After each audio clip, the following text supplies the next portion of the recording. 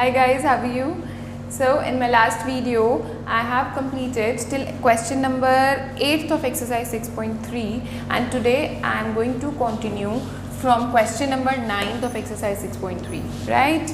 So this is the question, figure is given and what they are saying in the question, they are saying ABC and AMP, ABC and AMP, right? They are two right triangles. Right क्यों है?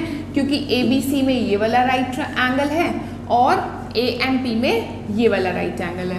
ठीक है, तो right angles at B and M respectively show that triangle ABC यानी ABC is similar to AMP. हमें पहले show करना है कि ये दोनों ट्राइंगल्स हमारे सिमिलर हैं. एंगल A जो है वो ABC में भी है और AMP में भी है, राइट? क्योंकि एंगल A कॉमन हो गया इसका मतलब, तो angle A is equal to angle A common. What will be my second reason? Angle ABC is equal to angle AMP which is 90 degree each. क्योंकि हमारा इस वाले ट्रायंगल में ये वाला एंगल 90 है और इस वाले ट्रायंगल में ये वाला एंगल 90 है, राइट? तो देयरफॉर बाय AA सिमिलैरिटी हमारे दोनों के दोनों ट्रायंगल्स सिमिलर हो गए. नेमिंग हम एक बार कंफर्म करते हैं. ठीक है, कैसे?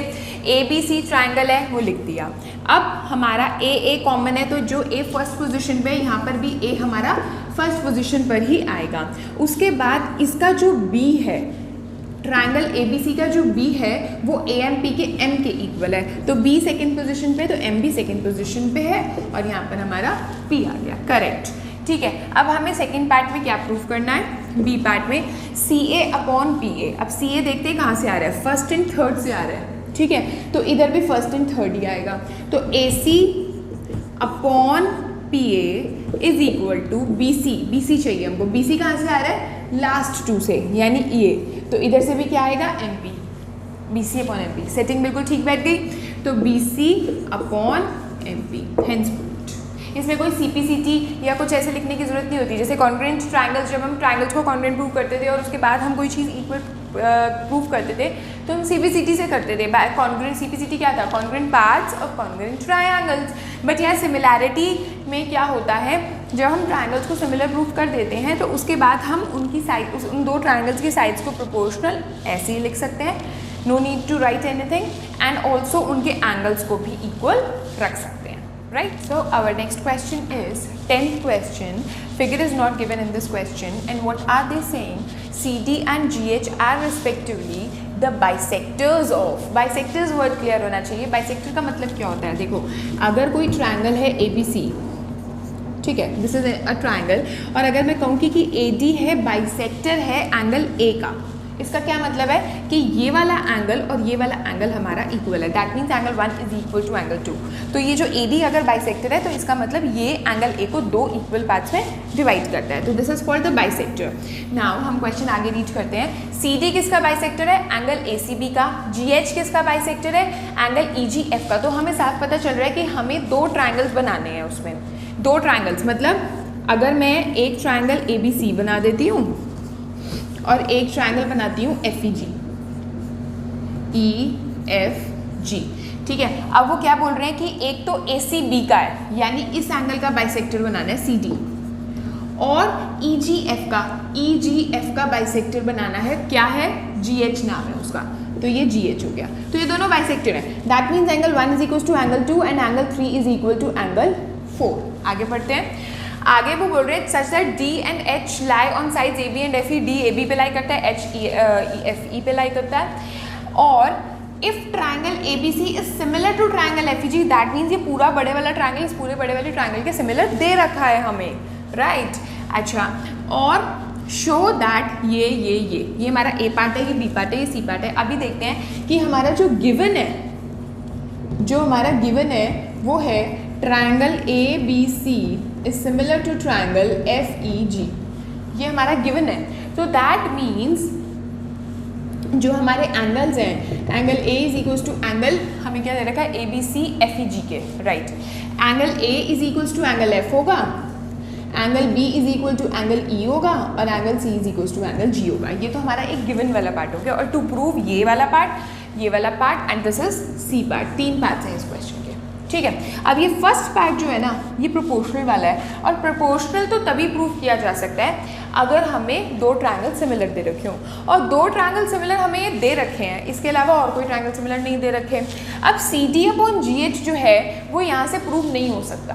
क्यों नहीं हो सकता भाई? यहाँ पर तो डी ही नहीं है ना, ट्रायंगल के नेम्स देखो ध्यान से, यहाँ पर डी ही नहीं है, यहाँ पर जी तो है, लेकिन ये है ना डी और एच जो है वो हमारे इन नेम्स में नहीं है, क्योंकि तो बड़े वाले ट्रायंगल्स है। तो दैट मीन्स या तो ये चीज़ बी पार्ट से प्रूव होगी या ये चीज़ सी पार्ट से प्रूव होगी, तभी ये पार्ट प्रूव होगा, ठीक है। तो हम एक बार आगे चलते हैं। अगर ये वाले ट्रायंगल उठाते हैं डी सी बी और H G E, D C B कौन सा ट्रायंगल है? ये वाला, राइट। एच जी ई कौन सा? H G E, D C B हो गया ये, एच जी ई हो गया ये वाला, D C B H G E, D C B H G E, ठीक है।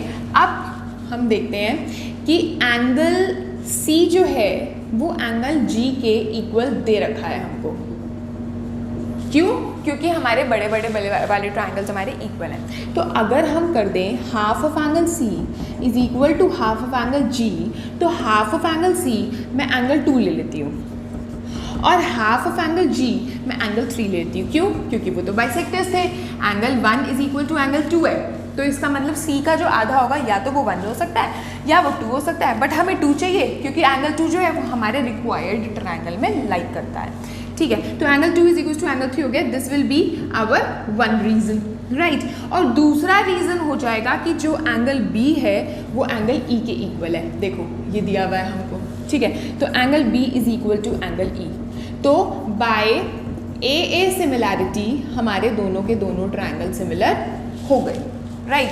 अगर अब मैं सी पार्ट पे आऊँ, सी पार्ट क्या कहता है? डी सी ए यानी ये वाला ट्रायंगल, एच जी एफ यानी ये वाला ट्रायंगल, ठीक है। अब फिर से वही करते हैं कि एंगल सी जो है वो एंगल जी के इक्वल है, गिवन है। Half of angle C is equal to half of angle G, ठीक है। हाफ ऑफ एंगल सी को अब तुम क्या लिखोगे? 2 नहीं लिखोगे, 1 लिखोगे, क्योंकि 1 जो है वो मेरे रिक्वायर्ड ट्रायंगल में लाइक करता है, तो एंगल 1 लिख देंगे। हाफ ऑफ एंगल जी जो है अब वो मैं एंगल 3 लिखूंगी, राइट। अच्छा, ये मेरा फर्स्ट रीजन हो गया कि एंगल 1 जो है वो एंगल 3 के इक्वल है। एंगल 1 जो है वो इधर लिखेंगे 4, सॉरी यहाँ लिखेंगे हम 4, तो एंगल 1 जो है वो एंगल 4 के इक्वल आ गया। अब हम लिखेंगे एंगल ए जो है वो एंगल एफ के इक्वल है, ये देखिए, राइट।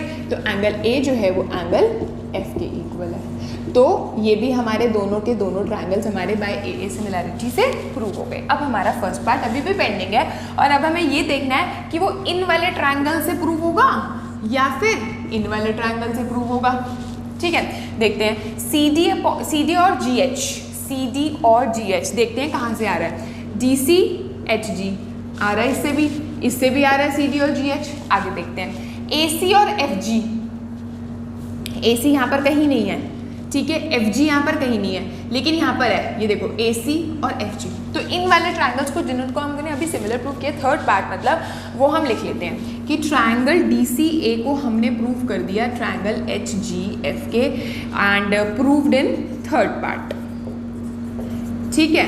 तो अब इससे हम लिख देते हैं क्या? First two D C upon ये वाला H G is equal to last वाले 2 ए सी और यहाँ पर लास्ट वाले 2 क्या है? जी एफ। तो ये हमारा ये वाला पार्ट प्रूव हो गया, हेंस प्रूव। तो हमारे तीनों के तीनों पार्ट्स प्रूव हो गए, right. So this is the 11th question now which is very easy, बहुत जल्दी होने वाला है। क्या कहता है ये question? E is a point on C B produced. E एक पॉइंट है, जब हमने सी बी को प्रोड्यूस किया उस पर ई एक पॉइंट है, गिवन है फिगर, और of an isosceles triangle A B C. ये जो ट्रायंगल ए बी सी दे रखा है इसमें A B is equal to A C है, आइसोसेलेस है ये। A D is perpendicular to B C, यानी ये वाला एंगल 90 डिग्री है। E F is perpendicular to A C, E F जो है ये भी परपेंडिकुलर टू ए सी है, राइट। हमें प्रूव करना है ए बी डी, यानी ये वाला ट्रायंगल, ये देखो ये दिख रहा है ABD, और ECF यानी ये वाला ट्राइंगल, ठीक है ना, ये पूरे वाला और ये वाला, ठीक है। तो अब हम क्या करेंगे, हमें रीजंस चाहिए सिमिलैरिटी के लिए। एंड ट्रायंगल ECF, अच्छा ABD और ECF में हमारा एक तो 90 डिग्री हमें बिल्कुल साफ साफ दिखाई दे रहा है, क्या ABD में ये वाला एंगल 1, ECF में ये वाला एंगल 2 जो है वो 90 डिग्री है। Angle 1 is equals to angle 2 90 degree each, right. और सेकेंड रीजन क्या होगा हमारा, अच्छा ये देखो हमें आइसोसेलेस दे रखा है, इसका यूज़ नहीं किया हमने, ठीक है ना। जब AB AC के इक्वल है इन ट्रायंगल ABC, देख लो ध्यान से, ABC में जब हमारा AB AC के इक्वल है तो इसका मतलब एंगल 3 एंगल 4 के इक्वल है। क्यों है, क्योंकि angles opposite to equal sides are equal, ये हमने पढ़ा हुआ है, ठीक है। अब जो हमारा ABD ट्रायंगल था जिसको हमने सिमिलर प्रूफ करना था ABD, उसमें मेरा एंगल 3 लाई कर रहा है, ध्यान से देखो, ठीक है। और ECF यानी ये वाला ट्रायंगल जो है इसमें मेरा एंगल 4 लाई कर रहा है, ठीक है ना। और एंगल 3 और एंगल 4 हमने इक्वल प्रूफ कर दिए हैं, तो इसका मतलब angle 3 is equal to angle 4 will be one of the reasons which is proved above. ये पहले कर देना, ये वाला पोर्शन पहले कर देना चाहिए, ठीक है। तो देयरफॉर बाय AA सिमिलैरिटी हमारे जो ट्रायंगल्स हैं वो हमारे सिमिलर हो गए।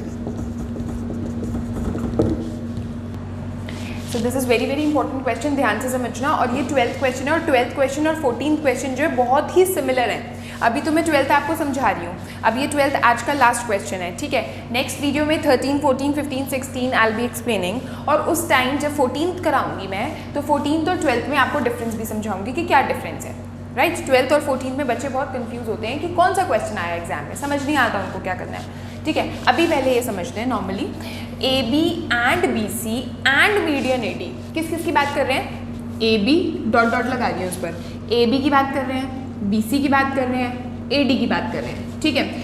आर रिस्पेक्टिवली प्रोपोर्शनल टू, तो पहले लिख लो AB BC और AD के प्रोपोर्शनल हैं। कौन कौन सी साइड्स प्रोपोर्शनल है, AB के प्रोपोर्शनल है PQ, नीचे लिख दो इसके, ठीक है, ये हमारा गिवन वाला पार्ट है, राइट।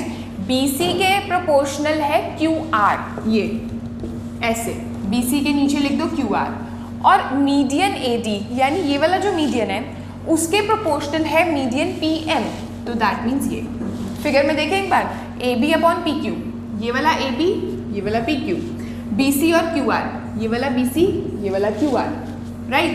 AD और PM, ये AD आ गया और ये PM आ गया, ये हमारे पास गिवन है। हमको क्या प्रूव करना है, हमको प्रूव करना है triangle ABC is similar to triangle PQR, यानी ट्रायंगल ABC जो है वो हमारे ट्रायंगल PQR के सिमिलर है, हमको ये प्रूव करना है, राइट। अब इसके लिए देखो हमारे पास कोई एंगल नहीं गिवन इक्वल, तो हम एंगल्स का यूज़ तो कर ही नहीं सकते, राइट। हमारा AB और PQ हमारे बड़े वाले ट्रायंगल सिमिलर प्रूव करने हैं ना, तो बड़ी वाली ट्रायंगल की साइज होनी चाहिए, AD और PM तो नहीं हो सकती है ना। तो हम क्या करेंगे, सबसे पहले तो तुम लोग in triangle ABD and triangle PQM, यानी ये छोटे वाला और ये छोटे वाला ले लिया मैंने, ठीक है। इसमें क्या है, AB अपॉन PQ लाई करता है, लिख दिया। BC अपॉन QR क्या छोटे वाले ट्रायंगल्स में लाई कर रहा है, नहीं कर रहा, तो मैं क्या करूँगी, BC और QR के साथ ऊपर नीचे हाफ हाफ से मल्टीप्लाई कर दो, हाफ से हाफ कट गया, कुछ फर्क तो नहीं पड़ा ना, है ना, हाफ और हाफ कट जाएगा ना, हम ऊपर नीचे मल्टीप्लाई कर सकते हैं, पहले भी करते थे, राइट। और AD और PM हमारे इन दो ट्रायंगल्स में लाइक कर रहा है, तो that means we don't want any change in AD and PM, right. AB upon PQ as it is, AD upon PM भी एज इट इज, लेकिन हाफ ऑफ BC जो है वो BD भी हो सकता है और DC भी हो सकता है, because AD is the median, तो हम BC के हाफ को BD लिखेंगे, because BD lies in my required triangle, तो यहाँ पर मैं BD लिखूंगी। QR का आधा मैं QM लिखूंगी, जबकि मैं MR भी लिख सकती हूँ, बट मैं नहीं लिख रही हूँ, मैं QM लिखूंगी। अब देखो AB PQ यानी ये वाली साइड्स, राइट। BD और QM यानी ये वाली साइड्स, और AD और PM यानी ये वाली साइड्स। तो that means by SSS similarity हमारे ये छोटे वाले ट्राइंगल जिसमें मैंने टिक मारा भाई ये सिमिलर हो गए हमारे। ABD is similar to triangle. अब तुम बोलोगे कि हमने ये वाले क्यों सिमिलर प्रूव करे, हमने तो प्रूव करने थे बड़े वाले ट्राइंगल सिमिलर, बट बड़े वाले ट्राइंगल्स के लिए मेरे पास तो रीजंस ही नहीं थे ना, वो चाहिए थे। अब आ गए, क्यों आ गए? क्योंकि अब मैं लिख सकती हूँ कि एंगल B एंगल Q के इक्वल है, क्योंकि हमने ये छोटे वाले ट्राइंगल सिमिलर प्रूव कर दिए। तो यहाँ से मेरे को एक रीजन मिल गया। क्या मिल गया? Therefore angle B is equal to angle Q। ये वाली चीज़ अब मैं बड़े वाले ट्राइंगल्स में यूज़ कर सकती हूँ। कैसे? अब मैं लिखूंगी इन ट्राइंगल ये वाला और ये वाला जो कि मुझको प्रूव करने हैं, ये मेरे को प्रूव करने हैं ना, तो एंगल B और एंगल Q जो मैंने ऊपर प्रूव किए हैं वो मैं यहाँ लिख दूंगी, ठीक है। और दूसरी चीज़ जो हमें यहाँ पर गिवन में दे रखा था ABPQ जो है वो बड़े वाले ट्राइंगल्स की साइड्स हैं, हाँ ठीक है, ये तो लिख दो। और BCQR भी बड़े वाले की है, ये भी लिख दो। लेकिन ADPM नहीं थी ना, तभी तो मैं SSS नहीं लगा सकती थी।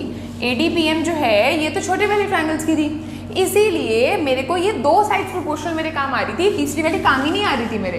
तो मुझे तीसरा रीजन चाहिए था, और जो कि मैंने छोटे वाले ट्राइंगल्स को सिमिलर प्रूव करके मैं क्या ले आई? Angle B is equal to angle Q। अब कौन सी लगेगी? By SAS similarity. SAS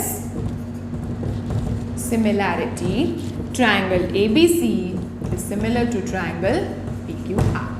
Okay, that's all for today.